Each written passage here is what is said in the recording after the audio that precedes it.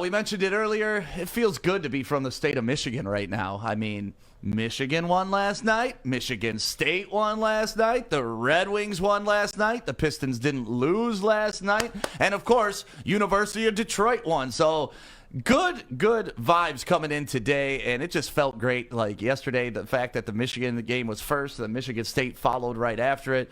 Like, what a great sports night to just sit on the couch and enjoy watching good basketball. We'll start out with the Michigan game because it was the first game. Obviously, they beat Iowa last night. Luka Garza was supposed to be the big matchup versus Hunter Dickinson, and Dickinson got in some foul trouble early, but Garza just could not get it going. It's like he almost never went up against somebody as big as him. You cannot even put a finger on Luka Garza without getting called a foul. It is crazy how much they protect this guy. And I made this comparison the other day. He really is the LeBron James to college basketball because anytime you touch LeBron, he doesn't really cry too much, but he just has that respect from these referees. And it's truthfully, I mean, it's not fair. No, he cries. He cries. LeBron cries. Oh, no, not LeBron. Luka. Luka. Okay, yeah. Yeah, he's not. LeBron cries. LeBron definitely cries. Yeah, well, the game last night, the first half was kind of interesting. You know, we're watching it, and it's back and forth. And then in the second half, it just turned into an all-out beat down by Michigan. Wagner was kind of leading the way, even though it was definitely a team effort. You know, Livers had a couple threes there. Like I said, Dickinson was just dominating the middle. How far do you think this Michigan team can go? The sky is the limit. I said earlier that if they had, I can't remember what game it was, but I said earlier in the season, if they are able to go ahead and knock off some of these ranked opponents and now believe they got that win, they haven't lost since lose against Minnesota. They haven't lost since then. They're looking really good. I think that they have a real shot to go all the way. I think anything less than elite, I'm still holding back the expectations because it's Juwan Howard's second year as coach, and it's going to be his first tournament because last year COVID, wiped everything out. So I'm believing if he gets them to at least Elite 8, those are great. But the way they're playing, hey, go ahead and be a slappy if you want to. Go all the way. I mean, they're looking good. Yeah, I mean, last night was another prime example. You know, they took down Ohio State, which was number 4 in the nation at the time, and then now they took down the number 9 team. They got Michigan State coming up twice this next week, which is going to be some interesting matchups. Joey, what do you feel about University of Michigan's basketball team right now and how far they can go? I truthfully, I think that they are going to win the entire national championship this year. Gonzaga is definitely a team that scares me, and Michigan might have a little bit of trouble against them, but when you see the way that Michigan has been playing this entire season, I mean, some of the teams that we've beat, I mean, we have played the best teams besides Gonzaga, obviously, the number 1 best team in the country right now who's undefeated. But, I mean, we even got Illinois coming up on right before we play Michigan State. So it's like you see all the teams that we've fought to get to where we currently are, and we still have one BS loss. I don't know how the heck we lost that game. That's actually, I don't mind that loss. I never like a team entering the tournament without a loss because you just want to get that out of the way. Just get it out of the way, and hopefully you learn from it and don't repeat it. But I don't mind a one-loss team. What's crazy to me is when I was looking at the remainder of the teams in the rankings, like Ohio State now, they got 5 losses. Michigan can lose the next 4 games and still be the 3rd team in the country. Damn. It's crazy to think about that, isn't it? It's very, very crazy. I love that about college, though, because they don't really just focus too much on one game. Right. It's all about, like, your strength of schedule and the teams that you're playing. And, I mean, you look at State, for example, the 2 teams that they've literally beat 2 of the best teams yesterday and Tuesday. Yeah. And we talk about them. Are they deserving of going to the tournament? Now, you can't say they can't make it. That's the crazy part about State. Like literally a week ago, we were all talking. They're not going to make the tournament, and now it's like, okay, it's Izzo time. What's up, Art? On my bookie right now, Michigan is plus 800 to win the tournament. So if you want to place that bet. Ooh, I might take that. That's a little saucy bet right there. I would take that. Throw $10, $100 in there. That's not bad. Art, are you going to bet on it?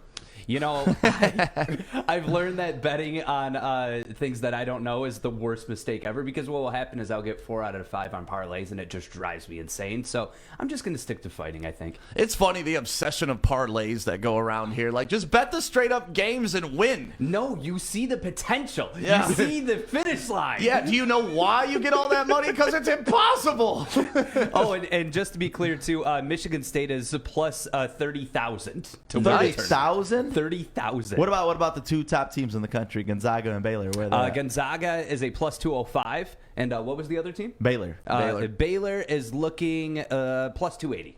Wow. I'm like, you know But what? Michigan's plus 800. I mean, that's that might be a good bet to take. I'm gonna put money on both Michigan and Michigan State. Yeah, why not? Hedge your bets. Set Shot, who's commenting on our YouTube, and shout out to everybody watching us on YouTube right now. He said a couple weeks ago he got the Wolverines plus 850. So he got a little better deal on that, too. So nice. So let's get into Michigan State, man. I mean, that was the game that it was on second. You know, you're a little tired. You're winding down a bit, but the second half was just so intense, and the way Michigan has been playing ball. You see Izzo here going in the locker room celebrating. Like, how fun is that? Especially for these guys who've gone through the season, everybody doubting them, to now everybody being like, oh, it's almost Izzo time. You guys can thank me. It's okay, but no, just all jokes aside, this is what Michigan State does. They kind of like, over the past couple of years, they kind of like sometimes start a little bit slow out the gates, but when it comes times, near March, they, for some reason, they just all of a sudden start to gel and ramp it up. I don't think they've ever been this close to like on the verge of not making it, but if they go ahead and win at least one of these games against Michigan, they're gonna go ahead and be in. I still think that their road, though, however, is winning the Big Ten tournament championship. Yeah, they have to. But now it's not an absolute necessity. Yeah. One guy that's been kind of surprising me lately is our boy Rocket Watts. He has not been balling out like we thought he was gonna. Yeah. He only dropped 5 points yesterday, and for them to actually be a contender in the tournament, because at this point I think it is fair to give it to him. I mean, you don't beat 2 of the best teams in the country, and then possibly even the 3rd team with Michigan, because they have 2 chances. So, I mean, the odds are in their favor to at least get one of those games. Right. That they don't make this tournament. Yeah, Aaron Henry has kind of taken over for that Yep. team. And, I mean, he's turned into more of a perimeter shooter, just cutting and slashing and creating. And to me, that's been the biggest difference for Michigan State. And Tom Izzo kind of talked about that in the press conference afterwards, too. He needs to play better.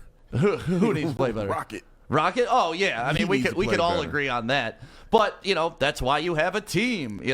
Gabe Brown had 11 points last night. Aaron Henry had 18. Like, it's so balanced scoring for Michigan State. Langford with 8 points. AJ with 6. You got Joey Hauser with 8. You got Marcus Bingham with 8. Like, so many players you could run down. Oh, yeah. Normally, it's like 30, 2, 2, 2, 4, like something like that. Some weird discrepancy. Right. But no, they had balanced scoring last night. You got to have that to beat the good teams in the league. And when you look at Coach Izzo, that's one thing that he's always been so good at, is finding the talent on his roster. Obviously, he recruited every single player on his team, but he's so good at using the whole entire depth chart. Right. that he has. I mean, he's the ultimate teacher. I mean, that's one reason why he's been so successful at not necessarily getting all of those top, All-American players, but he can take what he has and he molds them, gets the best out of them. And all of Izzo's players have high IQ. Like, they have a great feel for the game, even if they're not even the best athlete. Yeah, no, they're smart basketball players. It's like the Larry Brown, play the right way, and that's Right. what he does. He teaches them strong on defense, effort, be tough. So, next week, Michigan and Michigan State play each other twice. How do you see this mini-series going next week? I think they're going to split. Okay. I honestly do.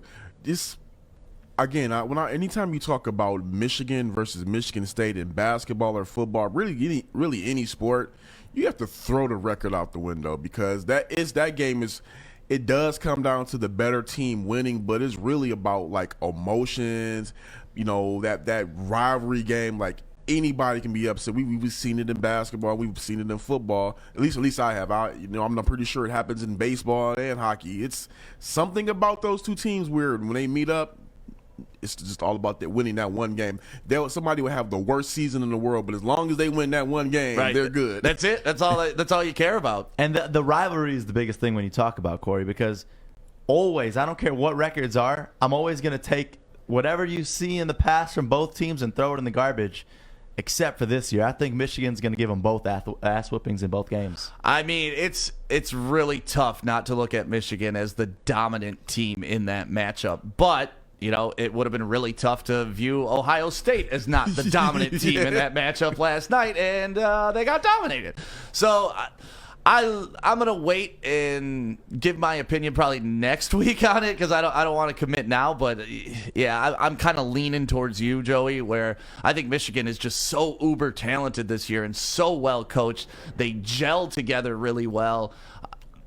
I would have to take Michigan probably, but we'll see next week. Yeah, Michigan is definitely the better team. Right. But it would just really shock me if either coach beat either coach back to back. Like, that would just shock me. Yeah. Just off of the game and the intensity of it. Yeah, I mean, they're playing so close together. Like, that's why I like the little mini series. Yeah, because it would be different if it was like they played earlier in the season and then came back and played again. Okay, but that stretch, you're giving both of them a chance to game plan within days.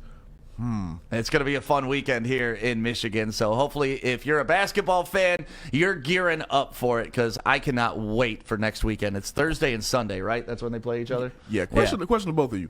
If Michigan, I still think that Michigan State, you have to give them the respect of being one of the premier programs in the state. I mean, I know Michigan is coming along and really starting to match that, but if Michigan wins the national title, or they just go further again than Michigan State in this tournament, do they take the place of Michigan as the premier basketball program in the state? Yeah, I think they have over the past couple years already. I mean, this would cement it and maybe close the door on the discussion. Yeah. But yeah, I mean, you know, the Trey Burke run, and you know, when Beeline was here, like, they had plenty of runs deep into the NCAA tournament. I mean, Izzo is just always ever present, so it's tough to throw that, the whole organization out the window like that. But at the same time, Michigan has slowly turned into a basketball school. Juwan Howard, that's all you got to say right now. I mean, because you don't see any signs of him slowing down in the near future. This guy's going to be with the program for a really long time, and you just see what they have been able to create in this short time together. Yep. And it's just crazy. But, I mean, you compare both teams right now, and you see Michigan beating a team and then Michigan State beating them with a crazy upset a couple days after, because, like, you see Ohio State, close game. You see Illinois, close game. But then you see how Michigan State was against Iowa, who Michigan just whooped their ass. Michigan State lost to them by 30 points. Yeah. It'll be crazy, though, if State wins both games, man. We'll be having a completely different conversation next Monday.